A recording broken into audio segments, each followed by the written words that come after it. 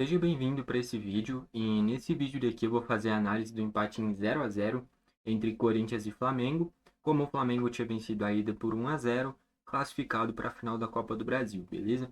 Vou fazer a análise aqui completa, só antes de tudo, solta aí a intro.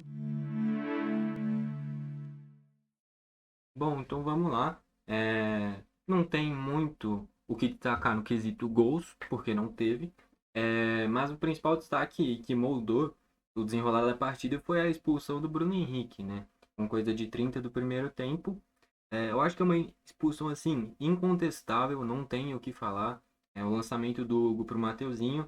O Bruno Henrique vai com as travas da chuteira na cabeça do Mateuzinho, não tem nem dúvida, vermelho direto. É, Acho que nesse quesito não tem nem o que reclamar do Daronco, tá bom? Eu acho que o outro lance polêmico foi um lance em que o Gustavo Henrique faz a falta no Arrascaeta. Na minha visão, muito parecido com um lance que depois eu inclusive vou trazer a análise de Palmeiras 5-3 no Juventude, jogaço por sinal. E teve um lance de uma falta do Jadson no Estevão. A questão é que o Arrascaeta estava um pouquinho mais próximo da área, né? Mas é um lance parecido, basicamente para matar o contra-ataque. Eu acho que o cartão amarelo foi dado e na minha visão foi correto. O Arrascaeta, quando ele domina, a bola está indo em direção à linha de fundo, ele ainda teria que ajeitar e ir para o meio, cobertura chegando. Para mim o amarelo foi bem aplicado, tá bom? Então, nos lances capitais, para mim o Daronco acertou, tanto na expulsão do Bruno Henrique, tanto no só amarelo do Gustavo Henrique. Mas esse do Gustavo eu acho que é mais interpretativo. Talvez poderia ser vermelho, mas eu acho que o amarelo foi correto. E o vermelho do Bruno Henrique não tem nem o que contestar.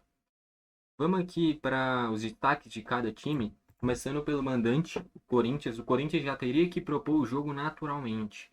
Com essa expulsão do Bruno Henrique, vira um ataque contra a defesa. Logo depois da expulsão, daqui a pouco eu vou chegar no Flamengo, o Felipe Luiz usa três zagueiros, né? Coloca o Fabrício Bruno no lugar do Gabigol, faz uma linha de 5 lá atrás e para contra-ataque explora muito principalmente o Wesley. Daqui a pouco eu vou mais pro lado do Flamengo. Aqui no lado do Corinthians, o Hugo não foi muito exigido. Eu não me lembro de nenhuma defesa dele, então não tem muito o que destacar. O Mateuzinho, a expulsão do Bruno Henrique foi em cima dele, né? Assim, o Mateuzinho é um cara que é muito rápido, se desloca, faz a tabelinha e avançava para a linha de fundo, mas na hora de levar um 10, na hora de sair um cruzamento bom, não saiu um único cruzamento bom do Mateuzinho, e a principal característica ofensiva de um lateral tem que ser ter um bom cruzamento, né? E o Mateuzinho pecou nesse sentido, tá bom? Se tivesse caprichado um pouquinho mais, talvez poderia ter saído mais chances claras. Não à toa, chances de cabeça, que era o principal repertório do Corinthians, bola na área, é... não me lembro de nenhuma muito clara, tá bom? E aí os laterais ficaram devendo nesse sentido, caprichar nos cruzamentos. Tanto o Mateuzinho quanto o Bidu, nessa parte ofensiva, erraram bastante, tá bom? Se tivesse caprichado um pouquinho mais, poderia talvez ter feito o gol. E o Corinthians não tinha o Memphis Depay, né? Então não estava inscrito na Copa do Brasil. Nesse tipo de jogo faz muita falta. Um cara que é diferenciado, tem visão de jogo, tem bom chute, poderia fazer uma diferença tremenda. Não tendo o Depay, ficou refém do Romero. E o Romero fez uma partida horrível. Enfim, daqui a pouco eu chego lá. A dupla de zaga, o André Ramalho e o Gustavo Henrique. Eu não gosto muito do Gustavo Henrique, tá bom? O Gustavo Henrique é um cara que é muito alto. Para bola aérea, ele é bom. Tanto bola aérea defensiva quanto ofensiva. Mas tecnicamente ele é abaixo. Não é à toa, né? Ele sai no intervalo para a entrada do Félix Torres. O Gustavo, inclusive, já estava amarelado, né? Não vale o risco manter um zagueiro amarelado em campo. E ainda tem o sentido da saída de jogo dele que não é tão boa, tá bom? Enfim. Para mim, o Félix Torres é titular. Em relação ao Gustavo Henrique, pelo menos, sim. Talvez até o próprio Kaká, mas para mim, tanto o Félix quanto o Kaká tem que estar na frente do Gustavo Henrique. Tecnicamente, ele deixa muito a desejar nessa saída de jogo. É... Enfim, eu acho que é isso. O André Ramalho eu achei que fez um bom jogo, por sinal. No meio de campo, eu achei que o Charles fez um excelente jogo, tá bom? Deu a vida, correu pra caramba. O Corinthians, que não utilizou o Bidon dessa vez. Quando utiliza o Bidon, cai quase como um meia esquerda e o Charles um meia direita. Como não utilizou, usou o José Martinez como primeiro volante, o Charles como segundo mesmo. Ao invés de abrir tanto, ficou mais centralizado. Eu achei que o Charles que tem o que reclamar do Daronco. O Charles deve ter feito umas 4, 5 faltas que o Daronco marcou, mas que pelo menos umas duas, três não foram nada, ele foi só na bola, mas ele chegava duro. E aí o Daronco acabava marcando, tá bom? Eu já comentei aqui, o estilo de jogo de árbitro que eu gosto é um árbitro que, nem que ele erre, mas que ele deixe seguir o jogo, tá bom? Nem que ele erre em sentido de, foi falta, mas deixou seguir. Mas aquele árbitro que, não foi falta e ele marcou, é isso que eu, porra, fico revoltado, tá bom? Revoltado é uma palavra muito forte, mas que eu fico um pé atrás, que eu não gosto tanto. Eu gosto desse jogo mais jogado. Quando tem uma falta muito dura, como foi a do Bruno Henrique, não tem nem discussão, é vermelho. Mas se é uma dividida, o cara vai na bola e tal, pra mim tem que deixar seguir. E o Charles, pra mim, foi o que mais sofreu com esse apita-pita, muitas vezes do Daronco, tá bom? O José Martins eu achei que fez um bom jogo também. E ele é o que eu já comentei aqui no canal. Tecnicamente, ele não tem nada demais. Talvez se pescar o próprio Rian da base, qualquer outro volante no próprio futebol brasileiro mesmo, ou até mesmo da base do Corinthians, vai ter mais qualidade que o Martinez, tá bom? A grande diferença, o grande diferencial do Martinez é a garra. O cara se esforça pra caramba, marca muito bem, dá a vida em campo. É por isso que ele agrega para esse time do Corinthians é titular. Mas tecnicamente ele não tem nada demais. Então, eu achei que ele demorou até para sair, tá bom? O Corinthians, porra, não precisava mais de um primeiro volante assim de marcação, ainda mais porque já tinha o Charles em campo. O Garro, cara, eu achei que o Garro ficou bem abaixo, tá bom? Ficou um jogo do Flamengo em bloco baixo. Tudo bem que em vários momentos fazia essa pressão alta, mesmo com um jogador a menos. Mas o Garro eu achei que forçou muito o jogo. Depois o Coronado entrou e fez a mesma coisa. E nesse tipo de jogo que você tem um jogador a mais, se você rodar a bola, girar de um lado para o outro de forma rápida, você vai encontrar espaço. E tanto o Garro quanto o Coronado estavam no mesmo erro de desacelerar o jogo e forçar um passe muito difícil, cara. Uma virada de jogo longa, um passe em profundidade que não precisa. Então, assim, um jogador a mais é rodar a bola até aparecer o espaço e aí gerar a finalização, tá bom? E tanto o Garro quanto o Coronado ficaram devendo. O Garro, principalmente, porque jogou o jogo inteiro, tá? Então, achei que o Garro ficou devendo nesse momento decisivo. Principalmente nesse sentido de distribuir mais rápido o jogo. O Romero, cara, o Romero é um cara de muito altos e baixos. O que eu já comentei aqui, que todo time tem um Rony, o Corinthians tem o Romero. O Romero é o Rony corintiano. O próprio Yuri Alberto, mas ele está sendo mais constante no momento.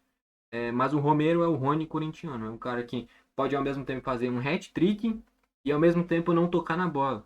E assim, o Romero jogou o jogo inteiro. E se ele deu 3 toques na bola, eu acho que foi muito, cara. Muito discreto, foi pouco acionado, faltou aparecer para o jogo também. Enfim, uma partida bem abaixo do Romero. O Thales Magno, quando ele tem a bola, dá pra ver que é muito diferenciado. Tem uma qualidade do drible, da velocidade, inclusive, muito boa, tá bom? Mas não conseguiu crescer pra cima desse lado. Inclusive o Wesley, pra mim, foi um dos melhores da partida, tanto na defesa quanto no ataque. E o Yuri, cara, por causa dessa expulsão, molda muito o jogo do Yuri. O Yuri é muito bom em atacar o espaço. É, ir nas costas do adversário, ficar nessa extremidade da linha de impedimento, para ter chance clara. E como o Flamengo já estava com 3 zagueiros moldados só para se defender e de vez em quando contra-atacar, o Yuri sofreu bastante com isso. Mas mesmo assim, eu achei que o Yuri fez um grande jogo, tá bom? Arranjou uma finalização muito difícil na melhor chance do jogo para uma defesa do Rossi. Tentou cabecear quando tinha oportunidade, se movimentou. Eu achei que o Yuri foi um dos melhores do Corinthians, tá bom? O Yuri foi bem, o André Ramalho foi bem, o Charles foi bem. Dos que começaram, para mim, esses foram os melhores, tá bom? E o Mateuzinho foi bem, só nesse quesito cruzamento faltou caprichar mais. Mas dos que começaram, para mim, os melhores foi o Yuri, o Charles e o André Ramalho. Entraram o Félix Torres, o time ganha muito mais qualidade de jogo, saída de bola. O Pedro Henrique entrou no lugar do Thales. Quando o Pedro Henrique entra, é mais uma troca 6 por meia dúzia, tudo bem? Porque assim, o Thales tem mais qualidade, inclusive, é muito mais promissor, porque o Pedro Henrique já é mais velho, inclusive.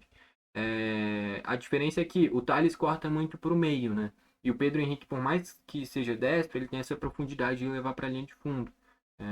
Porém, o Pedro Henrique não conseguiu fazer muita coisa. O Giovani eu achei que foi uma excelente mexida, tá bom?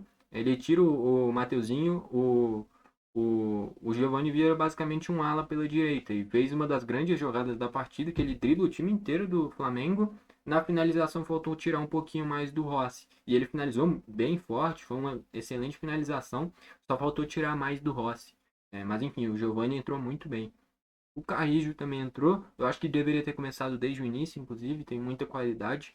Entrou para fazer quase uma meia direita ali, fazendo uma cobertura do Giovani muitas vezes. E o Coronado também entrou no lugar do Martinez, que nem eu falei, para ter mais qualidade. Mas, de novo, o Coronado e o Garro a mesma coisa. Faltava acelerar esse jogo em passes mais tranquilos para encontrar a brecha na defesa do Flamengo. Mas eles sempre buscavam esse passe diferenciado. Tudo bem. Quando você tem um cara se deslocando que vai ter uma condição boa de finalização, você força um passe diferenciado. Mas não era esse tipo de passe que eles tentavam. Era a zaga do Flamengo inteira montada, buscava uma virada de jogo quase impossível, um passe entre três, quatro caras, de forma que a zaga já estava montada, cara. Então, assim, tanto o Garro quanto o Coronado, faltou ter mais essa noção de fazer o jogo girar de um lado para o outro. E como eles são as mentes pensantes, os caras que armam esse time do Corinthians, tinha que ter tido essa noção, né? E, enfim, eu acho que passa muito por esses dois não ter tido essa noção de girar o jogo rápido para encontrar os pontas em condição de finalizar, em condição de cruzar, ao invés de forçar esses passes tão difíceis, né? Então, achei que os dois ficaram abaixo nesse sentido. Em um jogo mais aberto, com o Flamengo pressionando mais, tendo espaço para contra-ataque, esse é um passe muito válido, porque é um passe que você deixa o cara na cara do gol. Com a zaga inteira montada, é muito difícil dar certo. Enfim, do lado do Flamengo, o Rossi fez uma grande final, foi um dos melhores. O Alexandro fez uma partida regular. No momento que o Flamengo já tinha três zagueiros, colocou o Ayrton Lucas para ser um escape de contra-ataque. Tanto ele quanto o Wesley são dois laterais muito rápidos. E acabou que o Ayrton Lucas nem subiu tanto. Ficou mais na fase defensiva mesmo. O Wesley que tinha muita liberdade para subir, tá bom? Achei que o Wesley, de novo, fez um grande jogo. A dupla de zaga foi bem.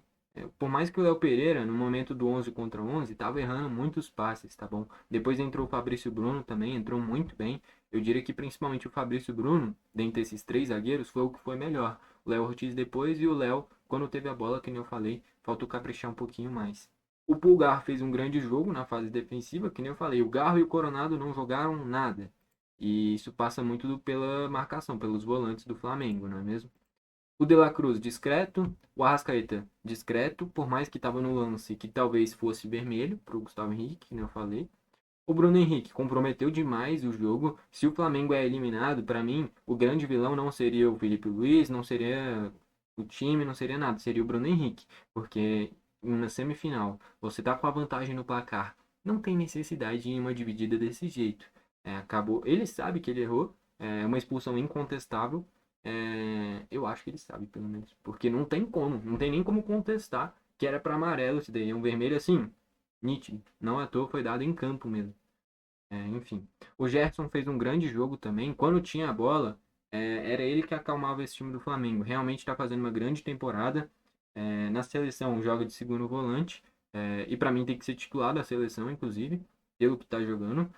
E no Flamengo ele joga mais como um meia-direita, né? Muitas vezes cai para o meio, naturalmente, não tem a característica de um ponta, e ainda mais com as ultrapassagens do Wesley, tinha muita liberdade de fechar mais, né? Enfim. E o Gabi também se tocou 3, 4 vezes na bola, foi muito. Foi substituído no momento que o Bruno Henrique foi expulso. Entraram o Ayrton Lucas na esquerda, achei uma excelente mexida, inclusive, porque não faria sentido você já ter três zagueiros e ainda um lateral esquerdo defensivo, que o Alexandro tem por característica ser mais defensivo. Entrando no Ayrton Lucas, você ganha quase um ponta que tem a capacidade de marcação ainda. Então, o Flamengo está muito bem servido de lateral. Os dois são nível seleção brasileira. Entrou o Fabrício Bruno, entrou muito bem também, fazendo essa zaga pela direita. O Alcaraz entrou no meio. Eu já comentei aqui recentemente um jogo do Flamengo. Eu acho que foi no próprio jogo contra o Corinthians, que o Corinthians venceu na Neoquímica Arena. E o Alcaraz, ele é um cara que, tecnicamente, não é nenhum gênio. Eu acho que é um exagero demais o tanto que o Flamengo pagou nele, 100 milhões de reais. É muito dinheiro para um cara que, tecnicamente, não é nada demais. Mas é um cara que tem um potencial físico, que nem eu destaquei naquele vídeo, impressionante. Porque é um cara que corre pra caramba, um cara que se desloca pra caramba. Só que ele é muito mais defensivo do que eu imaginava. Eu imaginava quase um cara pra fazer uma ponta, talvez um meia central no lugar da Arrascaeta, ou mais aberto, como um ponta que nem eu citei. Mas não, ele entra muito quase como um segundo volante. Enfim, distribui bem o jogo e é muito rápido, que nem eu falei, o potencial físico dele é muito alto. Mas tecnicamente, não vale 100 milhões de reais.